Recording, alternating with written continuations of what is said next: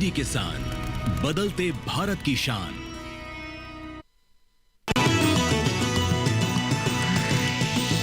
DD किसान, बदलते भारत की शान।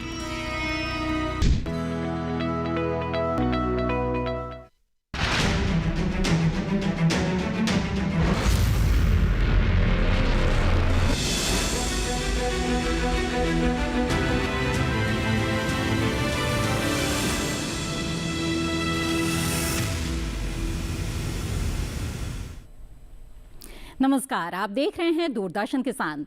कार्यक्रम हेलो किसान में आप सभी का स्वागत है। मैं हूं मोनालिसा। हेलो किसान जो कि एक लाइव फोन इन कार्यक्रम है, इसमें हम हर रोज आपके लिए कुछ अलग अलग विषय लेकर आते हैं जो कि कृषि क्षेत्र से जुड़े हुए होते हैं। उन पर विस्तार से बातचीत की जाती है और तमाम जानकारियां आप तक पहुंचाने की हम कोशिश करते हैं अपने विशेषज्ञ मेहमानों के द्वारा। साथ ही इस कार्यक्रम में आप भी अपने सवालों के साथ जुड़ सकते हैं, जिसके बारे में बताएंगे हम आपको आगे कि किस तरह से आप हमारे साथ जुड़ सकते हैं। आइए पहले नजर डाल लेते हैं उन विषयों पर जिस पर आज इस कार्यक्रम में हम चर्चा करने जा रहे हैं। तो हेलो किसान कार्यक्रम में आज हम जिन विषयों पर बातचीत करेंगे वो हैं गेहूं व जौ की किस्में व बुआई,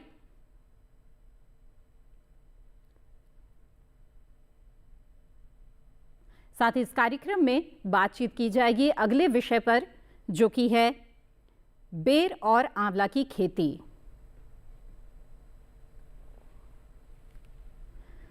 जी हाँ, तो ये दो महत्वपूर्ण विषय है जिन पर आज के इस कार्यक्रम में हम बातचीत करेंगे और आप अपने सवालों के साथ जुड़ सकते हैं इस कार्यक्रम में टोल फ्री नंबर के जरिए। नोट कर ले हमारा टोल फ्री नंबर जिस पर आप कॉल कर सकते हैं। टोल फ्री नंबर है 1800-113060 और 1800-113061। टोल फ्री नंबर के जरिए कॉल करने के दौरान बस आपको इस बात का ध्यान रखना है कि सीधे सीधे फोन लाइन के जरिए बातचीत करनी है और टीवी की आवाज़ बंद रखनी है। इससे बातचीत में रुकावट नहीं आएगी। आगे बढ़ते हैं, बता दें कि व्हाट्सएप के माध्यम से भी आप अपना सवाल हमें भेज सकते हैं। हमारा व्हाट्सएप नंबर है 8800520717। तो व्हाट्सएप पर सवाल भेजने के साथ ही आप अगला माध्यम है ईमेल का, इसके जरिए भी सवाल भेज सकते हैं। ईमेल आईडी है hellokisan2015@gmail.com। ईमेल और व्हाट्सएप के जरिए जब भी सवाल भेजें तो सवाल के साथ साथ अपना नाम और स्थान भी जरूर लिखें। आइए अब आगे बढ़ते हैं और हमारे मेहमानों से आपका परिचय करा देते हैं। आज इस कार्यक्रम में हमारे साथ स्टूडियो से जुड़े हुए हैं डॉक्टर शिवाधार। आप प्रधान वैज्ञानिक हैं शस्य विज्ञान संभाग IRI पूसा नई दिल्ली से। बहुत बहुत स्वागत है आपका। और इसके साथ ही हमारे साथ बहुत ही जल्द जुड़ेंगे डॉक्टर विजय सिंह मीणा रांची झारखंड से और इनसे हम बेर आंवला के बारे में जानेंगे। लेकिन आइए पहले गेहूं और जौ की बात कर लेते हैं। तो डॉक्टर शिवाधार, आपसे सबसे पहले जानना चाहेंगे, खाद्यान्न फसलों में सबसे महत्वपूर्ण फसल है हमारे लिए धान और गेहूं। तो उसमें गेहूं की खासतौर पर आज हम चूंकि बात करेंगे, तो गेहूं और जौ का जो महत्व है हमारे खान पान में या किसानों के लिहाज से, उसे किस तरह से आप बताना चाहेंगे? देखिए, जहाँ तक गेहूं का महत्व है, हम देख रहे हैं कि जब से हमारा हरित क्रांति आई है उससे पहले से ही गेहूं एक हमारा मुख्य खाद्य रहा है। मुख्य स्टेपल के रूप में हमारा गेहूं और धान मुख्य रहे हैं। और सर्दियों में गेहूं की खेती होती है, जबकि ये गेहूं साल भर खाया जाता है। और पूरे हमारे नॉर्थ इंडिया में और सेंट्रल इंडिया में जितने भी हमारे लोग हैं, हर घर में गेहूं का कुछ न कुछ उत्पाद आप देखते हैं, किसी न किसी रूप में, चपाती के रूप में, बिस्किट के रूप में, ब्रेड के रूप में, दलिया के रूप में, हजारों इसके उत्पाद हैं। तो ये हमारे खाने का एक मुख्य हिस्सा है और हमारे बहुत सारे किसान भाई इसको उगाकर बहुत अच्छी क्या कहते हैं आर्थिक आमदनी भी उनकी हो रही है या प्राप्त कर रहे हैं ऑलरेडी। और जहाँ तक जौ का सवाल है, जौ वैसे तो एक बहुत ही महत्वपूर्ण फसल है, लेकिन गेहूं की महत्ता बढ़ने से जब से बौनी प्रजातियां आई हैं और जब गेहूं से ज़्यादा उपज मिलने लगी तो हमारे गांव में किसान भाइयों ने जौ की खेती करना छोड़ दिया और धीरे धीरे कम होती जा रही है। आजकल पुनः हम सब लोग, जब हमें पता चला कि जौ तो हमारा बहुत ही गुणवत्ता वाला एक धान्य था, तो उसको हम दोबारा उसको बढ़ाने की कोशिश कर रहे हैं। और जहाँ तक गुणवत्ता का सवाल है, तो जौ में जो डाइटरी फाइबर होता है, जो खाद्य रेशा होता है, उसकी मात्रा 4% के बराबर लगभग होती है। और बाकी इसमें जो गुण होता है, ये किडनी के लिए रक्तचाप के लिए और कब्ज के लिए, ये सब के लिए बहुत ही अच्छी चीज़ है जो कोलेस्ट्रॉल बढ़ रहा है हमारे से हम कह सकते हैं गेहूं जौ दोनों ही बहुत ही महत्वपूर्ण है। और साथ ही जौ के किसानों की तादाद अब धीरे धीरे इसकी महत्व लोग जैसे जैसे जानने लगे हैं तो बढ़ने लगे हैं, लेकिन गेहूं से तो बहुत सारे किसान जुड़े हुए हैं और बुआई का बहुत ही उपयुक्त समय आ चला है। तो इसके बारे में विस्तार से इस कार्यक्रम में बात करेंगे। आइए उससे पहले नजर डाल लेते हैं इस रिपोर्ट पर।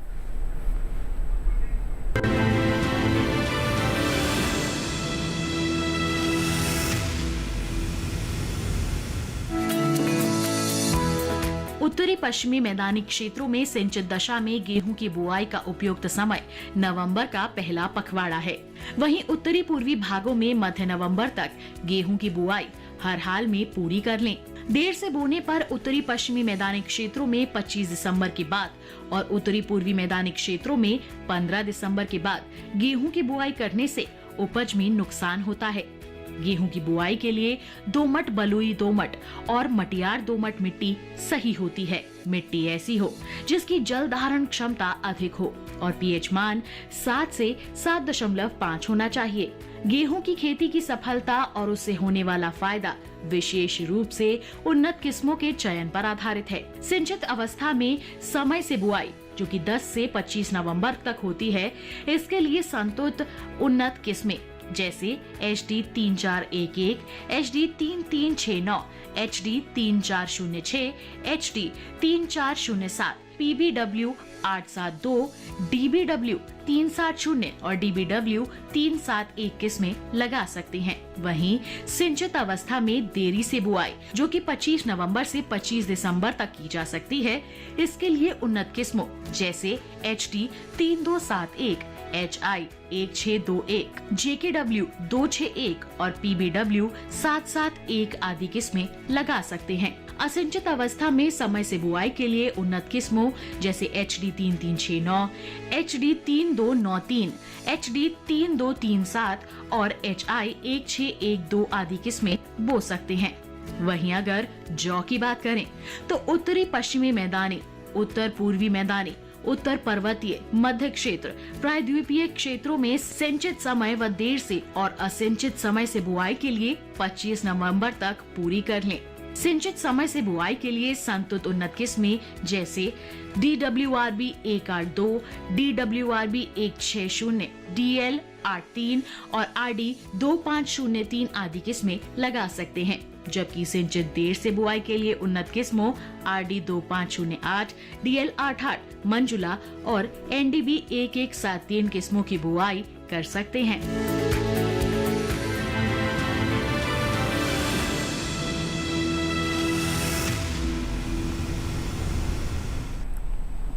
जी हाँ, तो गेहूं जौ की खेती से जुड़ी हुई ये रिपोर्ट आपने देखी और अब हमारे दूसरे मेहमान से आपका परिचय करा देते हैं। डॉक्टर विजय सिंह मीणा हमारे साथ जुड़ रहे हैं। आप वरिष्ठ वैज्ञानिक हैं NBPGI क्षेत्रीय केंद्र रांची, झारखंड से। बहुत बहुत स्वागत है आपका डॉक्टर मीणा इस कार्यक्रम में। डॉक्टर मीणा, जानना चाहेंगे आपसे कि जैसे कि बेर और आंवले की खेती पर आज इस कार्यक्रम में हम बातचीत करने जा रहे हैं, तो बागवानी से जो किसान जुड़े हुए हैं उनके लिए बेर और आंवले की खेती किस तरह का महत्व रखती है और देश के वो कौन से हिस्से हैं जहां पर इसकी खेती से किसान लाभान्वित हो सकते हैं?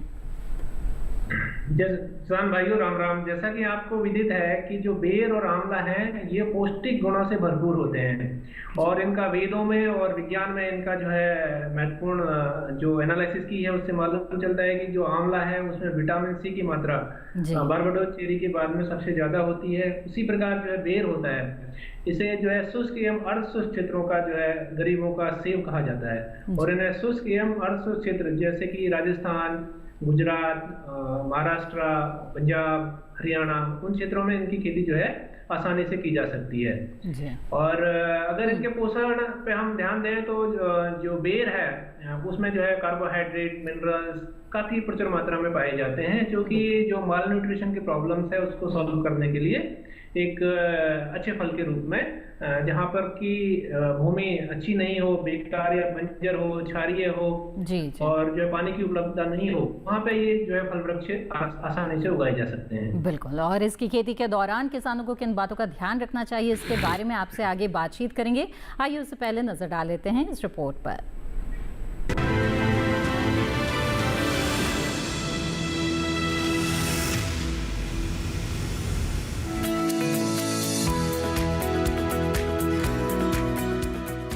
खेती की बात करें तो इस ऋतु में फलों का विकास तेजी से होता है। ऐसे में फलों के समुचित विकास के लिए बागों में सिंचाई की पूरी व्यवस्था होनी चाहिए।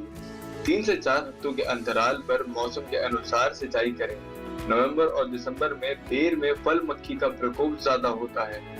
ये विकसित हो रहे फलों में अंडे देती है, अतः प्रभावित फलों को इकट्ठा कर नष्ट कर देना चाहिए और फल मक्खी की रोकथाम के लिए रासायनिक कीटनाशकों का 15 दिनों के अंतराल पर छिड़काव करें। इसके अलावा 6 से 10 फेरोमोन ट्रैप प्रति एकड़ की दर से इस्तेमाल किया जा सकता है, जिन्हें 3 से 4 फुट की ऊंचाई पर लटकाना चाहिए। वहीं अगर आंवले की बात करें तो सख्त होने के कारण आंवले को मिट्टी की हर किस्म में उगाया जा सकता है। जिन किसानों ने आंवले के बाग लगा रखे हैं वह उनमें समसमाय कार्य करें। विभिन्न क्षेत्रों में आंवले के फलों की तुड़ाई नवंबर से फरवरी माह के बीच होती है, इसलिए जिन क्षेत्रों में इसकी तुड़ाई का काम नवंबर दिसंबर में हो, उन क्षेत्रों में इस दौरान फलों से लदे वृक्षों को बांस बल्ली की सहायता से सहारा देने की व्यवस्था होनी चाहिए। लेकिन ध्यान रहे कि तुड़ाई से 15 दिन पहले सिंचाई रोक दी जाए, जिससे फल समय से तैयार हो सके।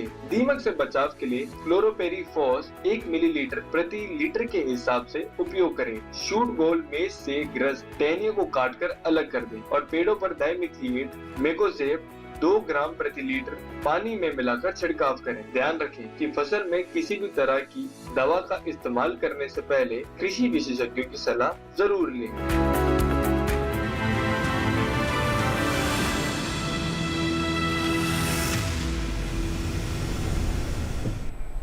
तो बेर और आंवले की खेती से जुड़ी हुई ये खास रिपोर्ट आपने देखी। आइए अब बातचीत को आगे बढ़ाते हैं और गेहूं की बात करते हैं। तो डॉक्टर शिवाधार, आपसे जानना चाहेंगे कि गेहूं की जो खेती है वो सिंचित और असिंचित अवस्थाओं में की जाती है, तो ऐसे में अलग अलग जगहों के लिए बुआई का उचित समय क्या होगा?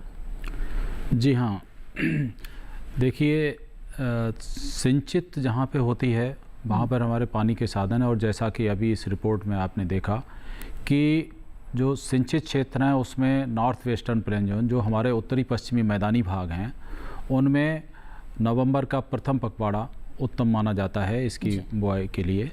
जबकि जैसे जैसे हम पूर्व की तरफ बढ़ते हैं तो जो उत्तर पूर्वी मैदान है हमारे, उन मैदानों में 15 दिन हम इसको लेट भी कर सकते हैं। वैसे 25 नवंबर तक वहाँ पे बुआई कर देनी चाहिए। जहाँ तक सिंचित और असिंचित की बात है, चूँकि असिंचित जहाँ पे भी है वहाँ का मतलब है कि हमारे पास सिंचाई के साधन नहीं हैं और हम वर्षा पे आधारित हैं। तो जब जो लास्ट वाली हमारी जो वर्षा होती है, हमारे किसान भाई वो नमी को संरक्षित रखते हैं और खेत में उस नमी के अनुसार कोशिश ये करनी चाहिए कि उसको जल्दी से जल्दी बोने की कोशिश करना चाहिए। और कभी कभी 15 अक्टूबर को भी बोने से अगर तापमान घटता है तो 15 अक्टूबर से 15 नवंबर तक इसकी बुवाई अवश्य कर देनी चाहिए। ये निर्भर करेगा आप की खेत में नमी कितनी है। दूसरी बात यह है कि जब नमी खेत में कम होती है तो बहुत चीज़ों की सावधानी भी रखते हैं कि हमेशा जुताई करते हैं, सुबह सुबह करते हैं, या बुआई करेंगे तो बहुत अर्ली मॉर्निंग में करेंगे और सूरज निकलने से पहले आप पाटा लगा के खेत को बंद कर देंगे, जिससे कि नमी का ह्रास ना हो पाए। तो ये विशेष सावधानी बरतते हैं। ठीक है, तो ये तो बुआई के समय की बात हुई और अब आगे हम उन्नत किस्मों के बारे में भी चर्चा करेंगे, लेकिन फिलहाल कार्यक्रम में वक्त हो गया है एक छोटे से ब्रेक का। जल्द हाजिर होंगे, आप बने रहें दूरदर्शन किसान पर।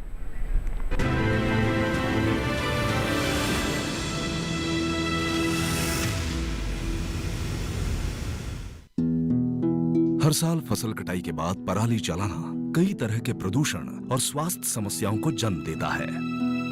पराली जलाने से पर्यावरण में carbon dioxide, carbon monoxide, nitrogen oxide, sulphur dioxide और मीथेन की अधिकता हो जाती है, जिससे लोगों को आंखों में जलन, सांस लेने में दिक्कत, खुजली और एलर्जी जैसी समस्याएं बढ़ जाती हैं। ऐसे मौसम में अस्थमा के मरीजों को ज्यादा समस्या होती है। पराली जलाने से मिट्टी को उपजाऊ बनाने वाले किसान के मित्र कीट भी मर जाते हैं, जिससे मिट्टी की उर्वरक क्षमता को बहुत ही क्षति पहुंचती है। किसान भाई सरकार द्वारा दी जा रही पराली प्रबंधन योजनाओं का लाभ उठाएं।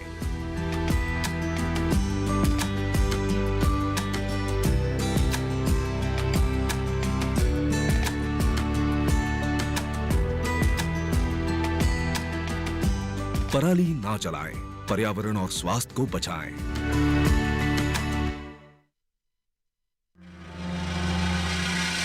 हर साल लाखों एकड़ खेतों में पराली जला दी जाती है, जिससे प्रदूषण बढ़ता है। इतना ही नहीं, खेतों में 3-4 बार पराली जलाने से खेत बंजर भी होने लगते हैं। अगली फसल की तैयारी के लिए क्या यही अंतिम विकल्प है? नहीं, पराली प्रबंधन के पर्यावरणीय विकल्प भी हैं। स्ट्रॉ बेलर मशीन का प्रयोग। स्ट्रॉ बेलर मशीन पराली को गट्ठर में बदल सकता है। पराली से जैविक खाद बनाई जाती है, जो खेतों की मिट्टी की उर्वरक क्षमता को बढ़ाती है। पराली को मशीनों द्वारा मिट्टी में दबाना, इसके लिए सुपर सीडर जैसी मशीनों का उपयोग किया जाता है। सरकार किसानों को पराली उपकरणों पर 50% तक की सब्सिडी देती है। किसान भाई पराली प्रबंधन की योजनाओं का लाभ उठाएं, पर्यावरण को बचाएं।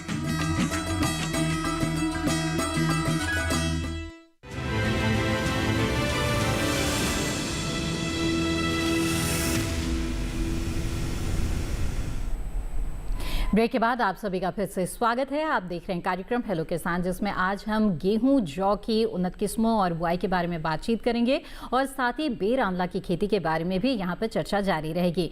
इन विषयों से जुड़े हुए सवाल आप पूछ सकते हैं टोल फ्री नंबर के जरिए या फिर व्हाट्सएप ईमेल के जरिए भी अपने सवाल भेज सकते हैं। इस वक्त हमारे साथ कार्यक्रम में कॉलर जुड़ गए हैं, आइए उनसे बात करते हैं। विपिन जी सागर मध्य प्रदेश से हमारे साथ फोन लाइन पर जुड़े हुए हैं। विपिन जी स्वागत है आपका, पूछे अपना सवाल। जी नमस्ते मैम। जी नमस्कार, बताएं। मैम गेहूं के बारे में जानना चाह रहे थे, क्या गेहूं की बुआई सूखे खेत में कर सकते हैं, उसके बाद पानी चला देंगे तो क्या इससे कोई बुरा प्रभाव तो नहीं होगा फसल में अगर करना चाहें तो? अच्छा, देखिए ऐसा संभव है और ये निर्भर करता है आपकी मिट्टी किस तरीके की है। बहुत लाइट ज़मीनें होती हैं जिनमें मटियार से नहीं होती हैं, दोमट टाइप की ज़मीनें होती हैं, उनमें ऐसा करने से जमाव ठीक हो जाता है कभी कभी। लेकिन अगर आपके पास अभी समय है तो क्यों ना पलेवा करके ही किया जाए, जिससे ये सुनिश्चित हो सके कि आपका जमाव पूरा हो। अगर पानी उपलब्ध है तो बाद में पानी क्यों, पहले क्यों नहीं? तो मैं तो यही सुझाव दूंगा कि आप पहले पानी लगाइए और उसके बाद बुआई करिए। पलेवा करके बुआई करने में जमाव सबसे अच्छा होता है। जी विपिन जी, उम्मीद है आपके सवाल का जवाब आपको मिल गया होगा। आइए अब आगे बढ़ते हैं और डॉक्टर मीणा का रुख करते हैं और उनसे आंवले की खेती के बारे में जानते हैं। चूँकि आंवला जो है उसमें बहुत सारे औषधीय गुण हैं और उसकी खेती किसानों को काफ़ी लाभ दे सकती है।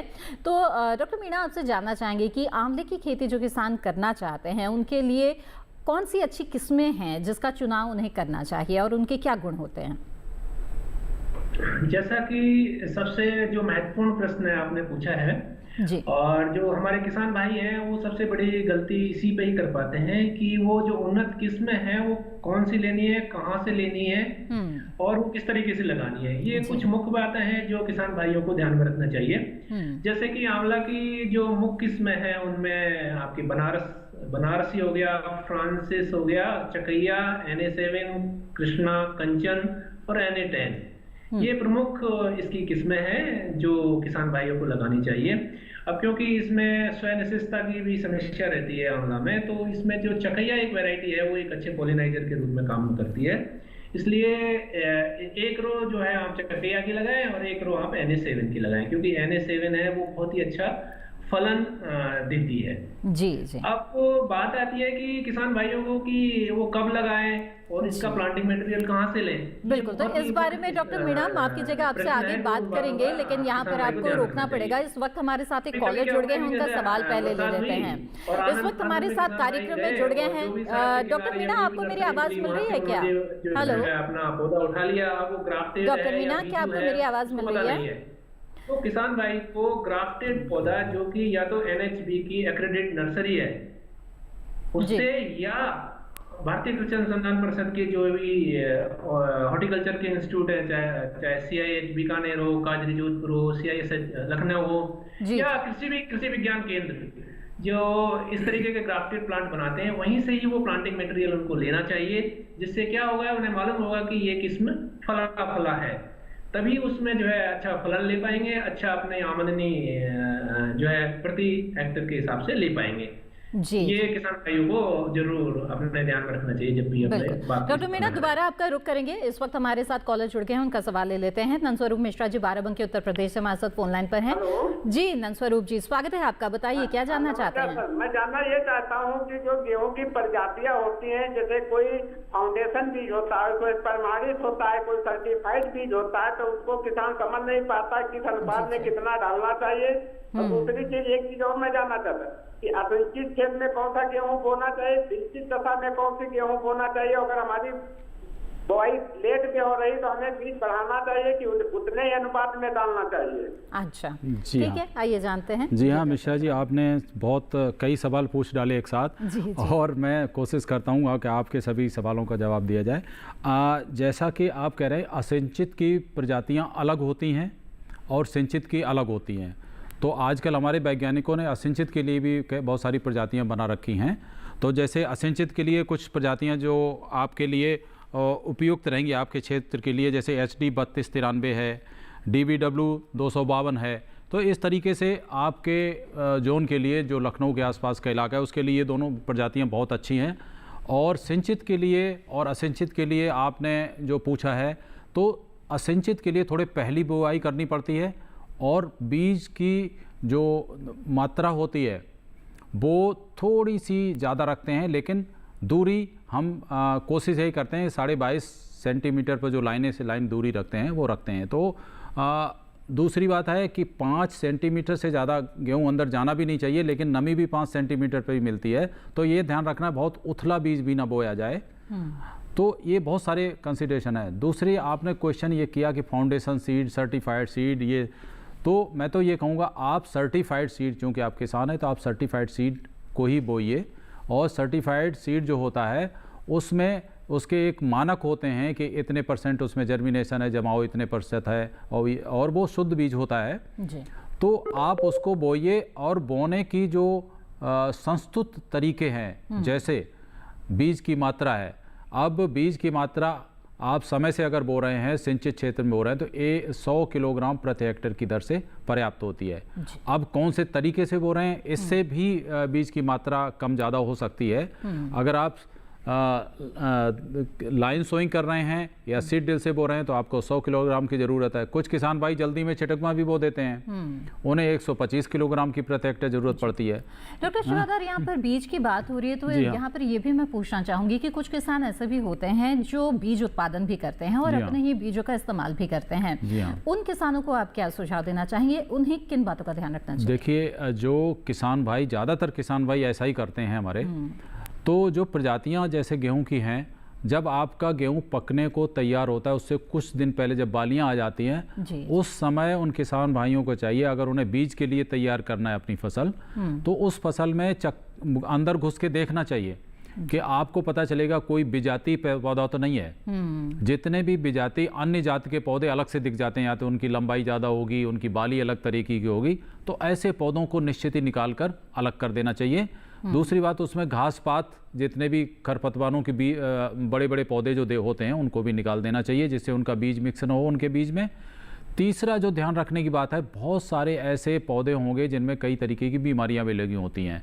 उन बीमारियों का भी अलग से बाली देखने से आपको पता चल जाता है। तो उन बीमारियों वाले पौधे अगर आप निकाल देंगे तो आपके बीज में उन बीमारियों के जीवाणु नहीं जा पाएंगे। बहुत सारे जो बीज जनित बीमारियां हैं वो कम से कम आप रोक सकेंगे। तो इस तरीके के बीज को आप अपने पास रख सकते हैं और अगले साल तक के लिए उसमें सही तरीके से सुखाकर उसको भंडारण किया जाए, तो जिससे कि वो कीटों से भी सुरक्षित रहे। तो ऐसे बीज को आप बो सकते हैं। एक और बहुत सावधानी रखने की जरूरत है इसमें, कि आप जब अपना बीज बोते हैं तो जैसे सीजन शुरू होता है उससे कम से कम 4-5 दिन पहले उस बीज को लेके उसका जमाव जरूर देख लें।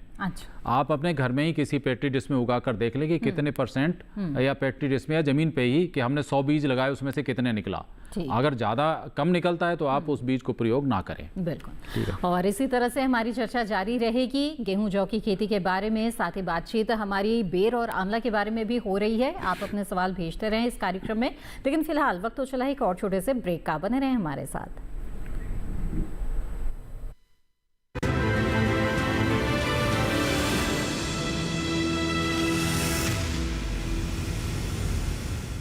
अगली फसल का टाइम तो कभी थोड़ा ही रह गया। ताऊ किसी की फसल हुई? बेटा फसल तो ठीक है, ये भी अब पक के तैयार होगी। ये भी इसने काट के और पराली ने जड़ा के फिर नई फसल बोने की तैयारी करूंगा। पराली जड़ा के? हाँ ताऊ तो पर्यावरण तो खराब करेगा, ये लिए हमारी सेहत भी खराब करेगा। फसल का ताना जरूरी नहीं होता, बचे हुए अवशेष भी बड़े काम के हो जाए। इनकी जैविक खाद बना के तू मिट्टी की उपजाऊ शक्ति ना और बढ़ा सका है। और तो और इसकी जो पराल बचेगी ना, उसने बेच के अलग तो मुनाफा भी ले सका है। हाँ, इस पराली से इको फ्रेंडली पेपर और थर्मोकोल बनाया जाता है। पराली का उपयोग जैव ईंधन और हस्तशिल्प बनाने में भी किया जाता है। इसका उपयोग मशरूम की खेती, डिस्पोजेबल प्लेट्स और कटलरी बनाने में भी होता है। पराली समस्या नहीं, संसाधन है। किसान भाई पराली ना जलाएं, पराली से अपनी आय बढ़ाएं। हर साल फसल कटाई के बाद पराली जलाना कई तरह के प्रदूषण और स्वास्थ्य समस्याओं को जन्म देता है। पराली जलाने से पर्यावरण में carbon dioxide, carbon monoxide, nitrogen oxide, sulphur dioxide और मीथेन की अधिकता हो जाती है, जिससे लोगों को आंखों में जलन, सांस लेने में दिक्कत, खुजली और एलर्जी जैसी समस्याएं बढ़ जाती हैं। ऐसे मौसम में अस्थमा के मरीजों को ज्यादा समस्या होती है। पराली जलाने से मिट्टी को उपजाऊ बनाने वाले किसान के मित्र कीट भी मर जाते हैं, जिससे मिट्टी की उर्वरक क्षमता को बहुत ही क्षति पहुंचती है। किसान भाई सरकार द्वारा दी जा रही पराली प्रबंधन योजनाओं का लाभ उठाएं।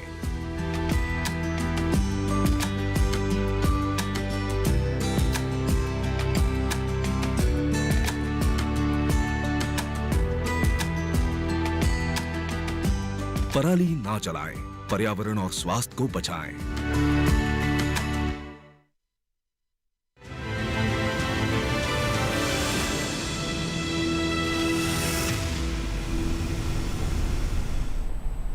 ब्रेक के बाद आप सभी का फिर से स्वागत है। आप देख रहे हैं कार्यक्रम हेलो किसान, जिसमें आज हम गेहूं जौ की उन्नत किस्मों के बारे में और बेर आंवला की खेती के बारे में बातचीत कर रहे हैं। डॉक्टर मीना, आपका रुख करना चाहूंगी और ये भी जानना चाहूंगी कि आंवले की अच्छी किस्मों के बारे में और इसकी खेती के बारे में कुछ महत्वपूर्ण बातें आपने बताई।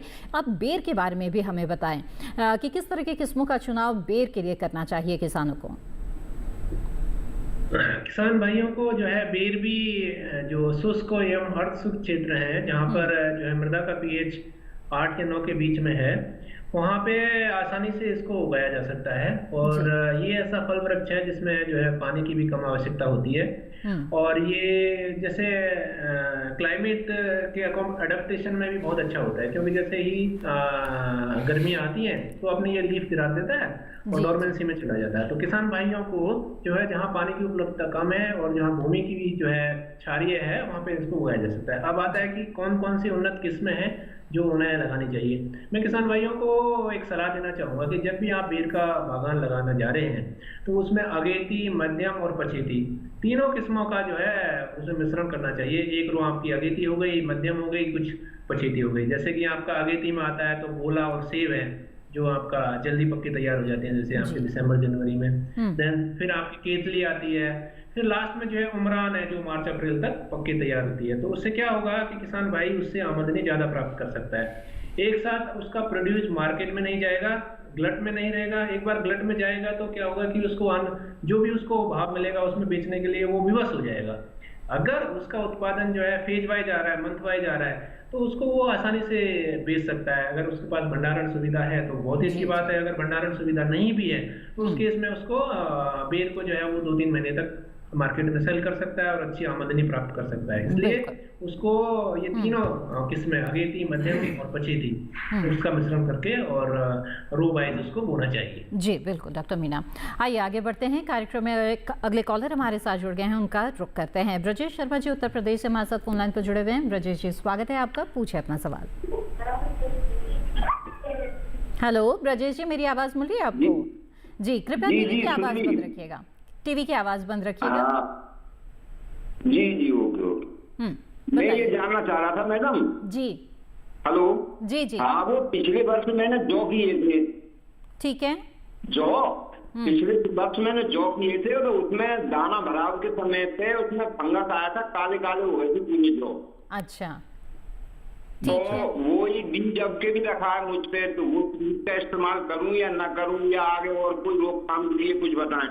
जी बिल्कुल, आइए जानते हैं। देखिए शर्मा जी, आपका सवाल बहुत सही है और मैं आपके माध्यम से और भी किसान भाइयों को ये बताना चाहता हूँ, जैसा कि मैंने पहले भी बताया है कि कोई भी बीज अगर आपका किसी भी बीमारी से ग्रसित है या डैमेज्ड है, टूटा फूटा है, तो ऐसे बीज को प्रयोग ना करें, क्योंकि आपकी लागत तो पूरी लग जाती है और जब आप जमाव की तरफ देखते हैं तो उसमें जमाव अच्छा नहीं होता है और आपकी जो फसल आती है वो बीमारी युक्त होती है। तो इसलिए मैं हमेशा सुझाव दूंगा, हमेशा नए उन्नत बीज ही प्रयोग करें, सही प्रजातियों का उपयोग करें और इस तरीके के जो बीमारी वाले बीज हैं उनको कदापि प्रयोग ना करें। बिल्कुल। तो बीज और बुआई की बात है, डॉक्टर शिवाधर हमें बताएं कि जैसे कि आपने बताया भी था कि गेहूं की जो बुआई है वो सीधी लाइनों में भी की जा सकती है, कुछ किसान छिटकवा विधि भी अपनाते हैं, लेकिन वैज्ञानिक तौर पर अगर कहा जाए तो किस पद्धति का सुझाव आप लोग देते हैं और क्यों, क्या फायदा है उसका? हम लोग हमेशा ही पंक्तियों में बोने को कहते हैं, चाहे वो हल के पीछे हो, चाहे वो सीड ड्रिल से हो, चाहे किसी और तरीके से हो। हम हमेशा ही ये कहें कि कूड़ों में और लाइनों में करना चाहिए। इससे क्या होता है कि आगे कोई ऑपरेशन करना चाहें, जैसे हम हाथ से अगर उसमें खरपतवार नियंत्रण करना चाहें वो भी हो सकता है, उसमें अगर घुस के अंदर हम दवाई का छिड़काव करना चाहें। और दूसरी बात यह है कि इससे यह है कि जमाव हम सुनिश्चित कर सकते हैं, पौधों की संख्या सुनिश्चित कर सकते हैं, तो हर पौधे को बराबर एक हवा और पानी और प्रकाश सभी चीज़ें और पोषक तत्व भी सभी चीज़ें बराबर बराबर मिल जाती हैं, जबकि छिटकवा में कहीं ज़्यादा कहीं कम हो जाता है, पूरा जमाव नहीं होता है, चिड़ियाँ खा जाती हैं। तो इस तरीके से हम हमेशा कहते हैं। इसके अलावा भी बहुत सारी आजकल नई विधियाँ समय के हिसाब से हो रही हैं, जैसे आजकल हमारे किसान भाई जहाँ पे धान गेहूं फसल चक्र अपनाते हैं तो धान कटने के बाद कम समय होता है, तो आजकल हैप्पी सीडर, सुपर सीडर और कई तरीके के सीडर आ गए हैं जो कि धान की पराली खेत में पड़ी हुई है, पूरी तरीके से सड़ी नहीं है, लेकिन फिर भी उसमें अच्छी तरीके से उसकी बुआई कर सकते हैं। तो ऐसी मशीनें हमारे पास उपलब्ध हैं। एक और विधि आजकल है, अगर आप जैसे हमारे किसान भाई अभी पूछ रहे थे फाउंडेशन सीड और ये सब सीड, तो जो किसान भाई बीज उत्पादन के काम में लिप्त हैं, जो करना चाहते हैं या जो इच्छुक हैं, वो उनके पास कम बीज होता है, फाउंडेशन या ब्रीडर सीड तो बहुत कम मात्रा में मिलता है और उसको मल्टीप्लाई करना है, उसको ज़्यादा बनाना है। तो ऐसे में आप SWI सिस्टम जो हम कहते हैं, सुई सिस्टम कहते हैं जिसको, तो वो अपनाना चाहिए। उस सिस्टम में क्या होता है कि ड्रिबलिंग करते हैं बीज की और 20-20 सेंटीमीटर की दूरी लंबाई भी और लाइनों की दूरी भी। तो स्क्वायर प्लांटिंग जिसे हम कहते हैं, मतलब वर्गाकार में 20 बाई 20 का हम बुआई करते हैं और 2-2 दाने डालते हैं, तो इसमें सिर्फ 20 से 25 किलोग्राम बीज 1 हेक्टेयर के लिए पर्याप्त होता है। तो इस तरीके से बहुत सारे तरीके हैं, बस यह है आप क्या चाहते हैं, क्या आपका टारगेट है, उसके हिसाब से आप कर सकते हैं। बिल्कुल। आइए अब कार्यक्रम में आगे बढ़ते हैं। हमारे बहुत सारे दर्शक हैं जो व्हाट्सएप के जरिए भी अपना सवाल भेजते हैं, तो ऐसे सवालों को आइए कार्यक्रम में शामिल करें। एक सवाल भेजा है नवीन जी ने उत्तर प्रदेश से। डॉक्टर मीना, इनका सवाल ये है कि बेर की कटाई छटाई में किन किन बातों का ख्याल रखें? नवीन जी उत्तर प्रदेश से, ये उन्होंने काफी अच्छा सवाल पूछा है जी। और जैसा कि आप जानते हैं कि बेर जो है करंट सीजन ग्रोथ पे अपनी जो है फलन देता है, और जैसे ही बेर का पौधा मई के महीने में डोरमेंसी में जाता है, सुसुप्तावस्था में जाता है, तो ये क्या करता है, अपने पत्ते गिरा देता है। तो जब ये पत्ते गिराता है तो उसी टाइम पे जो है इसका ये प्रूनिंग जो पूछ रहे हैं नवीन जी, वो करना चाहिए जी। तो ये मिड में 15 मई से लेकर के और 30 मई के बीच में ये प्रूनिंग कर सकते हैं, और उसमें जो ऊपर का पोर्शंस है वो उन्हें काट देंगे, तो उसके बाद में जो है उसका अच्छा पुष्पन होगा, और पुष्पन जब सितंबर से लेके और अक्टूबर के मिड में जो है अच्छी तरीके से इसमें पुष्पन होने के बाद में फलन भी अच्छा होगा। तो किसान भाइयों को बेर के बागान में प्रूनिंग अवश्य करनी चाहिए, क्योंकि इसका जो फलन होता है वो नई उस पे होता है। बिल्कुल। चलिए, इसी तरह से हमारी बातचीत यहाँ पर जारी रहेगी, लेकिन फिलहाल कार्यक्रम में वक्त हो गया है एक और छोटे से ब्रेक का। जल्द हाजिर होंगे, आप बने रहें दूरदर्शन किसान पर।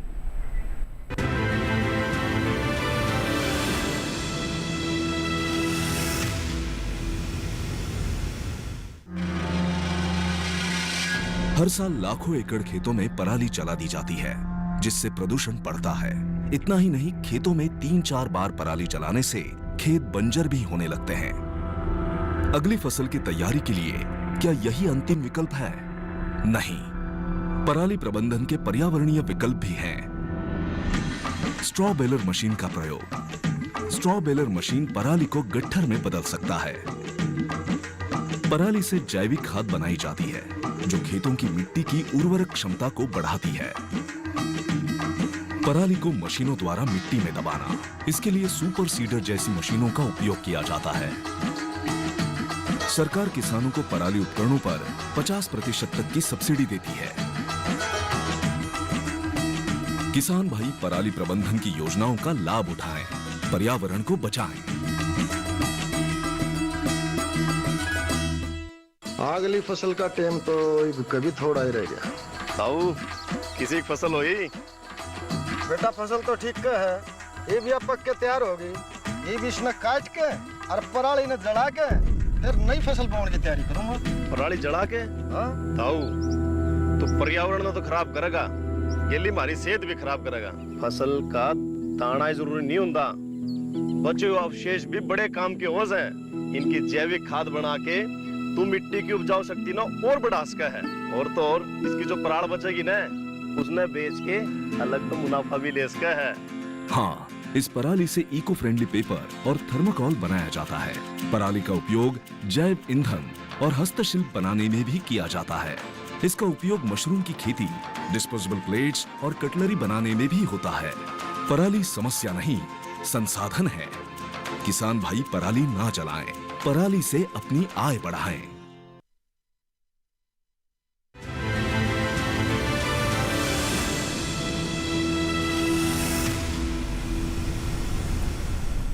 ब्रेक के बाद आप सभी का फिर से स्वागत है कार्यक्रम हेलो किसान में। इस वक्त हमारे साथ एक कॉलर जुड़े हुए हैं, आइए सीधे उनका रुख करते हैं। मजीद सिंह जी हमारे साथ हिसार हरियाणा से जुड़े हुए हैं। नमस्कार, स्वागत है आपका, अपना सवाल बताएं। हेलो जी नमस्कार जी। नमस्कार वजीर जी, बताइए क्या जानना चाहते हैं? मैं आपको बताऊं जी, कणक बीस टाइम बैल काटन लाग जे है। हेलो जी जी, कणक बैल काटन लाग जे है जी, उस टाइम ना तो दिमक होती, उखेड़े की शिकायत आओ जी, कणक सारी खराब हो जाए, कोई दवाई बताओ। ठीक है, तो गेहूं में दीमक की शिकायत आ रही है, तो ऐसे में क्या करें डॉक्टर शिवाधा? जी हाँ, ऐसा देखा गया है कि कुछ क्षेत्र हमारे हरियाणा के, कुछ राजस्थान के, इनमें दीमक का प्रकोप कुछ ज़्यादा होता है। तो इसमें शुरू से ही हम इस बात का ध्यान रखते हैं कि दीमक को कैसे नियंत्रित किया जाए। उसके लिए एक दवाई आती है, इमिडाक्लोरपिड की आती है, जो कि अलग अलग जगह दानेदार या होती है। दानेदार होती है तो उसे 25 किलोग्राम प्रति हेक्टेयर बुआई के समय ही प्रयोग करते हैं। अन्यथा कभी कभी बाद में प्रकोप जब दीमक को होता है तो हम किसान भाइयों को बताते हैं कि जो दवाई है उसको, सेम दवाई लिक्विड में भी आती है जिसकी मात्रा 1 लीटर प्रति हेक्टेयर के हिसाब से हम प्रयोग करते हैं, और उसको सिंचाई के पानी के साथ बोतल में टांग देते हैं, जिस तरीके से हर क्यारी के आगे, और बूंद बूंद करके वो जाता है और पूरे खेत में पहुंच जाता है। तो इससे भी दीमक का नियंत्रण होता है। तीसरा तरीका यह है कि उस दवाई को बालू में मिला लेते हैं अच्छे से, और उस बालू का बुरकाव कर देते हैं पूरे खेत में, तो भी दीमक का नियंत्रण हो जाता है। चौथा तरीका एक और है कि आप बुआई के समय ध्यान रखें और बीज को भी इससे उपचारित अगर कर लें इस दवाई से, तो भी दीमक का नियंत्रण होता है। तो ये 3-4 तरीके, इनमें से कोई भी तरीका अपनाकर आप दीमक को नियंत्रित कर सकते हैं। तो वजीर जी, उम्मीद है इस सुझाव पर ज़रूर अमल करेंगे और किसी को भी विकल्प को अपनाएंगे जिससे आपकी समस्या का हल हो जाएगा। आगे बढ़ते हैं और डॉक्टर मीना का रुख करते हैं। डॉक्टर मीना, आपसे जानना चाहेंगे कि बेर आंवला की खेती जो किसान करना चाहते हैं और बाग लगाना चाहते हैं, तो उन्हें किस समय बाग लगाने चाहिए और किन किन बातों का ध्यान इस दौरान रखना चाहिए? किसान भाइयों को जो बाग लगाने का है, ये क्या है, जैसे कि लंबे समय का निवेश है। अब ये कोई दूसरी क्रॉप्स तो है नहीं कि भाई 3-4 महीने में खत्म हो जाएगी और जो भी आना होगा वो आ जाएगा। इसका क्या है कि आप एक सुदृढ़ योजना ही बना करके ही किसान भाइयों को कि भाई मुझे इस क्षेत्र में पहले उसका मिट्टी और पानी का जांच करा लेना चाहिए कि इसकी मिट्टी कैसी है, यहाँ का पानी जो हम देने जा रहे हैं वो पानी कैसा है, और जो बाग आप लगाने जा रहे हैं, जिस क्षेत्र में लगाने जा रहे हैं, वहाँ जून के महीने में इनके गड्ढे खोद लेंगे। 1 मीटर के गड्ढे खोदेंगे जो है 6 x 6 मीटर की दूरी पे, या फिर 8 x 8 मीटर की दूरी पे। वो अपने उस हिसाब से देखेंगे कि उसमें मैकेनिकल जो पेस्टिसाइड का स्प्रे वगैरह करने के लिए आसानी रहे। तो जनरली 8x8 मीटर पे जो है इनके गड्ढे खोद लेंगे और गड्ढे खोदने के पश्चात क्या करेंगे, उनको कुछ दिन के लिए खुला छोड़ देंगे। और जब आप इसके ग्राफ्टेड पौधे लेके आने वाले हैं उससे 15 से 20 दिन पहले उन गड्ढों की भराई करेंगे। उन गड्ढों की भराई कैसे करेंगे, उसमें ध्यान रखने वाली बात यह है कि जो आपने मिट्टी गड्ढों से निकाली है उसकी आधी मिट्टी और आधी मिट्टी जो है अच्छी सड़ी हुई गोबर की खाद, उन दोनों को मिला करके उन गड्ढों को भरेंगे। और अगर वो क्षेत्र जहाँ पे अगर दीमक की समस्या है और तो उसको क्या करेंगे, गड्ढे भरने के समय जो है क्लोरपाइरिफॉस एक दवा आती है उसको उसमें मिला करके और रख देंगे, जिससे क्या होगा दीमक की समस्या नहीं रहेगी। अब जब हम पौधे लेने जा रहे हैं तो उससे क्या करेंगे, करीब 15 दिन पहले उन गड्ढों को 15 से 20 सेंटीमीटर ऊंचाई तक उसको भर देंगे, जिससे क्या होगा कि जो हीट जनरेट हुई है गोबर की खाद से वो उससे निकल जाएगी। अन्यथा क्या होगा कि जब हम गोबर की खाद गड्ढों में भर रहे हैं और नए पौधे उसमें लाके लगा रहे हैं तो उनके जो है मोर्टेलिटी आने की संभावना बनी रहती है। जी। अगर वहाँ पे कुछ क्षारीय मृदा है तो वहाँ जिप्सम का भी यूज कर सकते हैं गड्ढे भरते समय। और जो पौध लगाने का जो सही समय है इनका जून जुलाई का महीना, जो मानसून का मौसम होता है वो सर्वोत्तम होता है। तो जून जुलाई के महीने में जो है किसान भाई को जो है इनका बाग लगाना चाहिए और उन्हें पहले तय कर लेना चाहिए कि भाई मैं ये किस्म लगाऊंगा और ये वहां से खरीदूंगा। तो उसको पहले ही डॉक्टर मीना, यानी कि बिल्कुल सुनियोजित तरीके से बाग लगाने चाहिए किसानों को। अच्छा प्लांटिंग मटेरियल उनको तभी मिल पाएगा, वो पहले जैसे मई के महीने में ही जहाँ से पौधे लेना जा रहे हैं ग्राफ्टेड पौधे वहीं पे ही संपर्क कर लेंगे किसी कृषि विज्ञान केंद्र से या भारतीय कृषि अनुसंधान संस्थान के किसी भी केंद्र से, तो वहाँ से पौधा लेंगे, जून में गड्ढे खोदेंगे और जुलाई के महीने में जो है उनका भर देंगे उनको। और इस तरीके से शुरू में उनको थोड़ी सी देखभाल की भी जरूरत होगी, क्योंकि ये जो पौधा लगाने का कार्य है एक छोटे शिशु की देखभाल जैसा ही है। उनको ऐसा नहीं है कि लगा के छोड़ दिया और एक बार पानी दे दिया तो वो चलता रहेगा। उनको एकदम बहुत ही क्लोज उनका सर्विलेंस रखनी पड़ती है कि भाई यहाँ पे पौधा लगा है, उसके बाद में स्टैंड अप हुआ है, कोई कीट या बीमारी का प्रकोप नहीं हुआ है, वो समय समय पर देखते रहना चाहिए। समय पे पानी का भी उनका ध्यान रखना होगा। अगर मानसून में बरसात नहीं हो रही है तो उनको 1 वीक के अंतराल में पानी भी देना होगा। जी बिल्कुल। आइए अब आगे बढ़ते हैं। इस वक्त अगले कॉलर हमारे साथ जुड़ गए हैं नितिन यादव जी, उज्जैन मध्य प्रदेश से। उनसे बात करते हैं। नितिन जी स्वागत है आपका, पूछिए अपना सवाल। हेलो जी। हेलो जी नितिन जी, हम आपको सुन पा रहे हैं, अपना सवाल पूछ सकते हैं। जी मैडम, मेरा ये कहना था कि जैसे अपन गेहूं बोते हैं सूखे, जो पलेवा ना करके सूखे में, अच्छा, तो उसमें खरपतवार नाशे के लिए जैसे कि बात गेहूं बड़े हो जाते हैं तो फिर 2,4-D अपन उड़ाते हैं, तो इसके लिए खरपतवार नाशी पूर्व में पेंडा मेथिलीन एक करके दवा आती है जो हम इसमें उड़ाते हैं स्टाम करके लहसुन प्याज में, तो क्या वो सूखे में अपन इसमें गेहूं पे भी उड़ा सकते हैं क्या? जी डॉक्टर शिवादा, खरपतवार नाशी के लिए। जी बिल्कुल। देखिए ऐसा है, खरपतवार नाशी का ये होता है कि जब आप खेत में डालते हैं तो एक पानी ऐसा माध्यम होता है जिसकी वजह से उसका घोल बन के और वो असर करता है। जब आपका खेत सूखा है तो उसका असर कम हो जाएगा, सूखे खेत में डालने से उसका असर कम हो जाएगा। असर तो होगा लेकिन क्योंकि ये खरपतवार नाशी जैसे पेंडमिथालिन है, ये प्री इमरजेंस है, मतलब जमाव से पहले की है।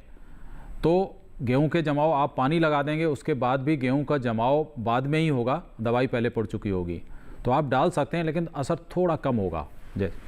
जी बिल्कुल। तो उम्मीद है कि नितिन जी आपको आपके सवाल का जवाब मिल गया होगा। और इसी के साथ कार्यक्रम हेलो किसान में वक्त हो गया है एक और छोटे से ब्रेक का। जल्द हाजिर होंगे, आप बने रहें दूरदर्शन किसान पर।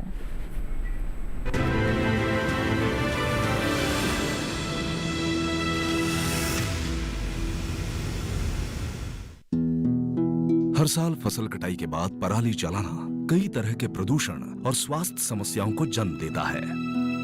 पराली जलाने से पर्यावरण में carbon dioxide, carbon monoxide, nitrogen oxide, sulphur dioxide और मीथेन की अधिकता हो जाती है, जिससे लोगों को आंखों में जलन, सांस लेने में दिक्कत, खुजली और एलर्जी जैसी समस्याएं बढ़ जाती हैं। ऐसे मौसम में अस्थमा के मरीजों को ज्यादा समस्या होती है। पराली जलाने से मिट्टी को उपजाऊ बनाने वाले किसान के मित्र कीट भी मर जाते हैं, जिससे मिट्टी की उर्वरक क्षमता को बहुत ही क्षति पहुंचती है। किसान भाई सरकार द्वारा दी जा रही पराली प्रबंधन योजनाओं का लाभ उठाएं।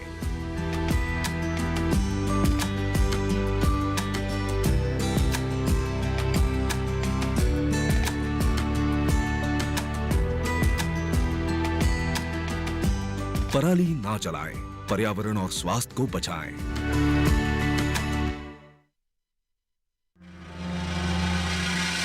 हर साल लाखों एकड़ खेतों में पराली जला दी जाती है, जिससे प्रदूषण बढ़ता है।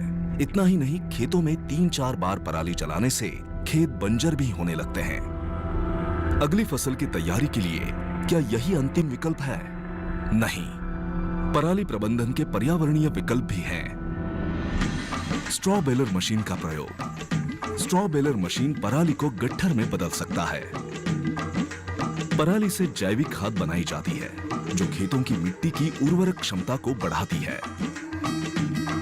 पराली को मशीनों द्वारा मिट्टी में दबाना, इसके लिए सुपर सीडर जैसी मशीनों का उपयोग किया जाता है। सरकार किसानों को पराली उपकरणों पर 50% तक की सब्सिडी देती है। किसान भाई पराली प्रबंधन की योजनाओं का लाभ उठाएं, पर्यावरण को बचाएं।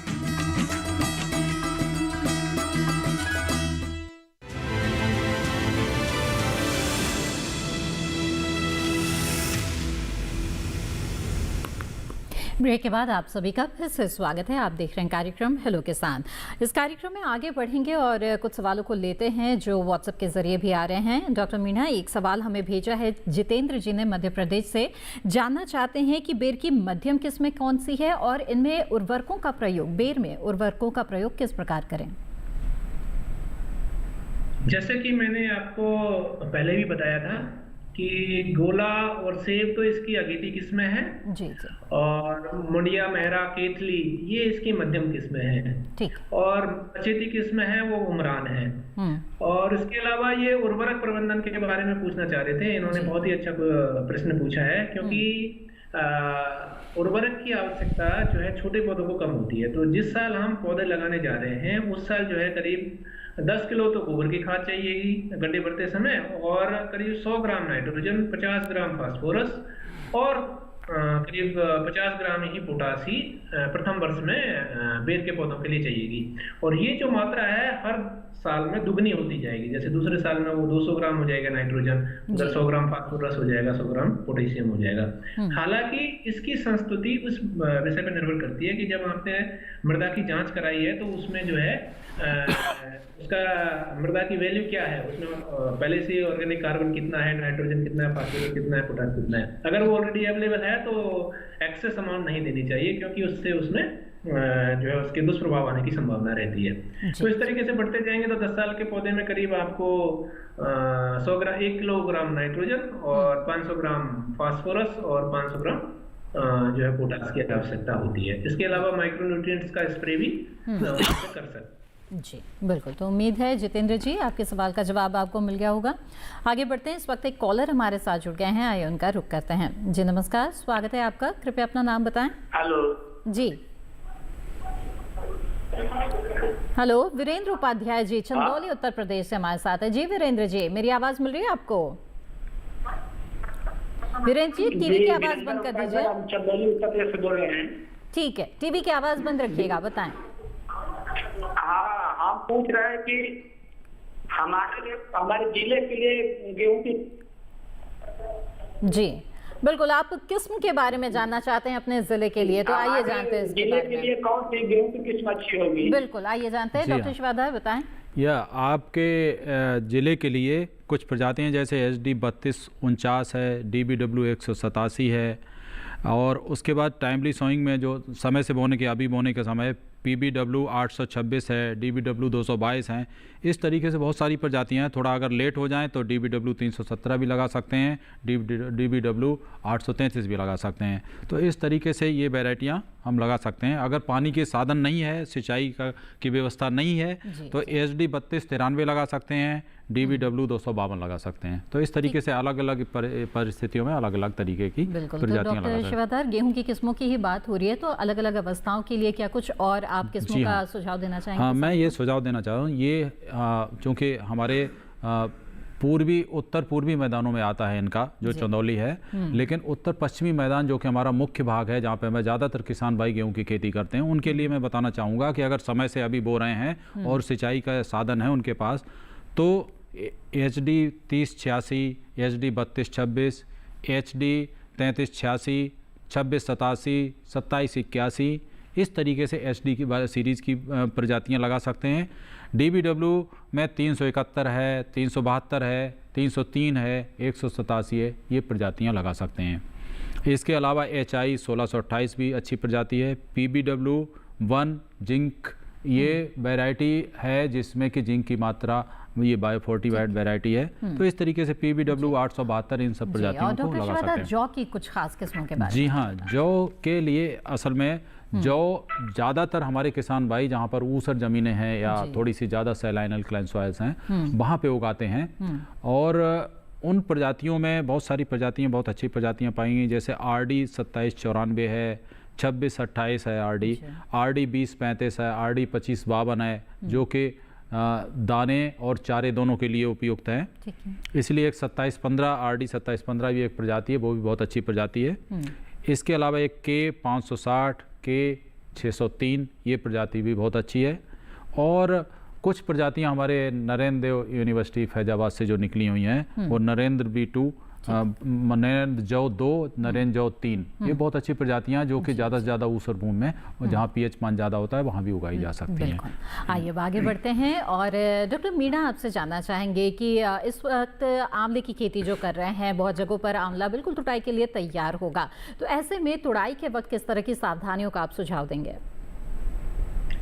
हाँ, जैसा कि किसान भाई क्या करेंगे, अभी आने वाले महीने में आंवला पक के तैयार हो जाएगा जी। तो ग्लट में जाता है क्योंकि आंवले की सेल्फ लाइफ है वो बहुत कम होती है। तो किसान भाइयों को क्या करना होगा कि उससे उसका मूल्यवर्धन या उसकी प्रोसेसिंग करना चाहिए। उसके आंवले से बहुत सारे उत्पाद बनाए जा सकते हैं, जैसे कि जैम हो गया, मुरब्बा, jelly, leather, toffee, shreds, mouth freshener, इस तरीके के विभिन्न व्यंजन अगर किसान भाई अपने खुद के फार्म पे ही बनाएगा तो आंवले का जैसे रा आंवला जितना बेचेगा उससे ज़्यादा जो है उससे दुगना तिगुना या चौगुना जो है लाभ उससे कमा सकता है। तो मैं सलाह दूंगा किसान भाइयों को कि जब भी आप हार्वेस्टिंग करने जा रहे हैं तो उसका जैसे कि आपका जो आंवला है हरे से थोड़ा पीला रंग का हो रहा है और उसका सीड है जो भूरे रंग का अगर हो जाता है तो उस टाइम पे जो है आंवले को तोड़ लें।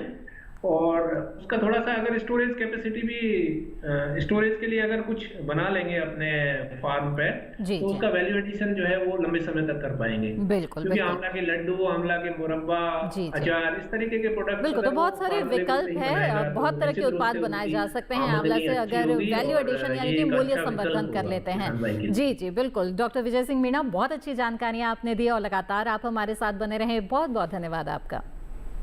बहुत बहुत धन्यवाद। आइए अब कार्यक्रम में आगे बढ़ते हैं और कुछ सवालों को जल्दी से शामिल करते हैं जो व्हाट्सएप के जरिए मिल रहे हैं। और चित्रंजन जी ने सवाल भेजा है व्हाट्सएप के जरिए और जानना चाहते हैं कि जो तटीय ओडिशा का क्षेत्र है क्या वहाँ गेहूं की खेती कर सकते हैं? देखिए, गेहूं की खेती कर तो सकते हैं लेकिन थोड़ा सा उसका बहुत कम तटीय क्षेत्रों में, क्योंकि यहाँ पर नमी भी ज़्यादा रहती है, तापमान भी ज़्यादा रहता है तो उतनी उपयुक्त नहीं होती हैं जितनी और फसलें हो सकती हैं। तो धान के बाद ज़्यादातर हमारे यहाँ दलहनी फसलों पर जोर दिया जा रहा है। तो हम किसान भाइयों को सजेस्ट करेंगे कि धान काटने के बाद वो मूंग की फसल लें, उर्द की फसल लें, इस तरीके की फसलों को लेकर ज़्यादा लाभ कमा सकते हैं बशर्ते गेहूँ की फसल के। डॉक्टर शिवाधर, आपका भी बहुत बहुत शुक्रिया हमारे और हमारे दर्शकों के सवालों के जवाब के लिए। बहुत बहुत धन्यवाद आपका। धन्यवाद सभी किसान भाइयों को भी मेरा धन्यवाद। जी, तो विस्तार से जाना आज आपने गेहूं जौ की खेती के बारे में, साथ ही बेर आंवला की खेती के बारे में। आइए आगे बढ़ते हैं और अगले विषय के बारे में आपको बता दें। हेलो किसान कार्यक्रम में जो अगला विषय रहेगा जिस पर चर्चा की जाएगी वो है प्रधानमंत्री फसल बीमा योजना। साथ ही कार्यक्रम के दौरान बात होगी ड्रैगन फ्रूट की खेती के बारे में। इन विषयों से जुड़े हुए सवाल ईमेल के जरिए आप हमें भेज सकते हैं। हमारा ईमेल आईडी है hellokisan2015@gmail.com। दूरदर्शन किसान के कॉल सेंटर नंबर पर कॉल करके आप अपने सवाल दर्ज करा सकते हैं। नोट कर लें हमारा टोल फ्री नंबर 1800-113060। सोमवार से शनिवार सुबह 6 बजे से रात 10 बजे के बीच कॉल करके आप अपने सवाल दर्ज करा सकते हैं। साथ ही आपको बता दें कि दूरदर्शन किसान के यूट्यूब चैनल से जुड़कर आप हेलो किसान कार्यक्रम को कभी भी कहीं भी देख सकते हैं और सभी जानकारियां हासिल कर सकते हैं। इसके लिए टीवी स्क्रीन पर दिखाए जा रहे इस QR कोड को स्कैन करें। इसी के साथ आज के इस कार्यक्रम में बस इतना ही। हमें दीजिए इजाजत। आप बने रहें दूरदर्शन किसान पर। नमस्कार।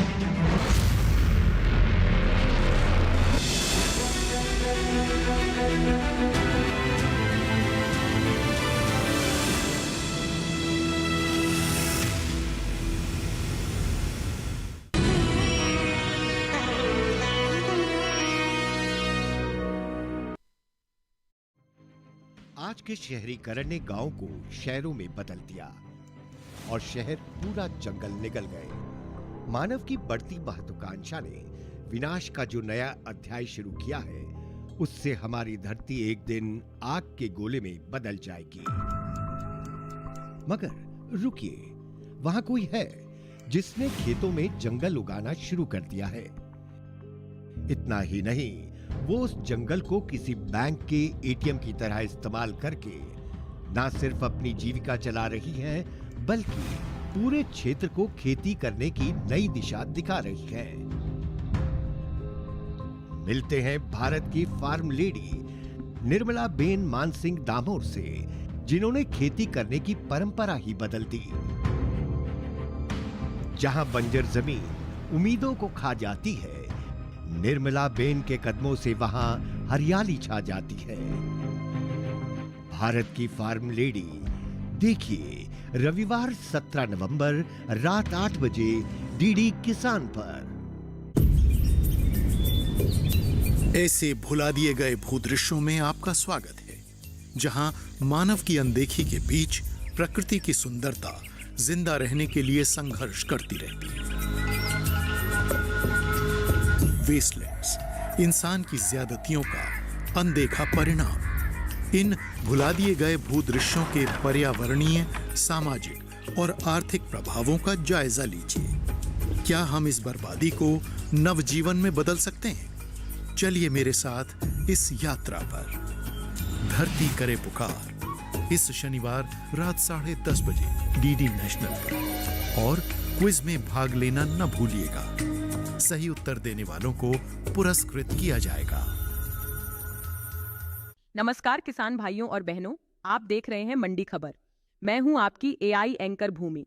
आज हम आपके लिए लाए हैं देश भर की मंडियों से ताजा तरीन भाव। सबसे पहले अरहर के भाव। गुजरात की जसदन मंडी में अरहर का भाव 8,500 रुपये प्रति क्विंटल रहा। कर्नाटक की लिंगसुगुर मंडी में अरहर 5,400 रुपये प्रति क्विंटल पर बिकी। उत्तर प्रदेश की मिर्जापुर मंडी में अरहर के सौदे 10,485 रुपये प्रति क्विंटल पर हुए। अब जानते हैं चने के भाव। गुजरात की ध्रोल मंडी में चने का भाव 5,625 रुपये प्रति क्विंटल रहा।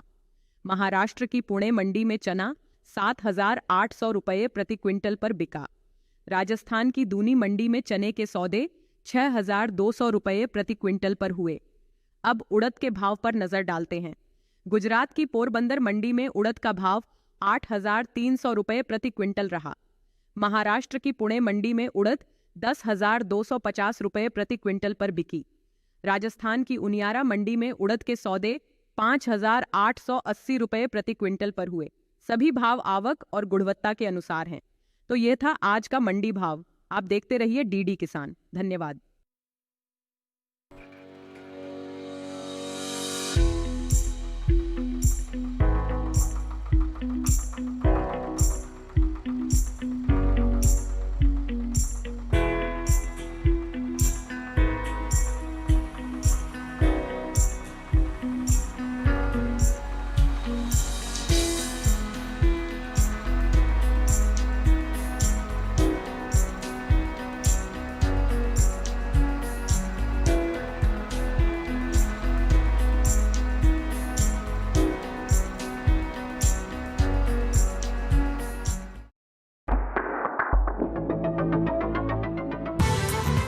क्या होती है गट फीलिंग? हमारे मूड पर कितना होता है आंतों में रहने वाले सूक्ष्म जीवों का असर? देखिए मंथन में शनिवार 12 बजे सिर्फ डीडी नेशनल पर। देश का पहला चैनल, देश का अपना चैनल।